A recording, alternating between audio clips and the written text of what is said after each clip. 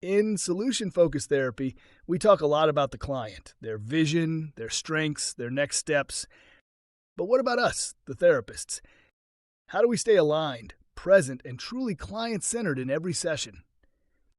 That's where self-reflection comes in. Not as an afterthought, but as an ongoing discipline. Client-centered work starts with therapist-centered awareness. We ask ourselves, am I really listening or planning my next question? Am I following the client's pace or steering the conversation? Whose goals are we working on right now, their goals or mine? These are not questions of perfection, they're questions of presence. Because SFT isn't just a method, it's a mindset. And that mindset requires humility. Self-reflection helps us check our assumptions. Did I jump to a solution too quickly? Did I make space for silence or fill it with advice? Am I trusting the client's capacity or subtly doubting it? In supervision or solo journaling, we can ask, what surprised me in today's session? What did I notice about the client's language, their tone, their energy? What part of me was most activated and why?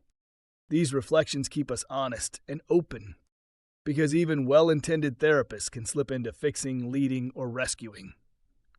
Self-reflection brings us back to the question, what does the client already know, already value, already do that we can build on? We also reflect on our use of tools.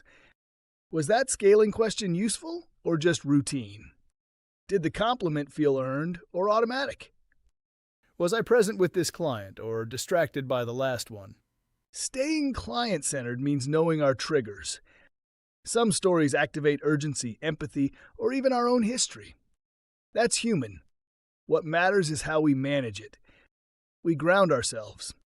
We breathe. We recenter on the client. In team settings, self-reflection becomes shared. What feedback has stuck with me lately, and what does it mean? SFT invites therapists to grow alongside their clients. Not to be perfect, but to be present, curious, and committed.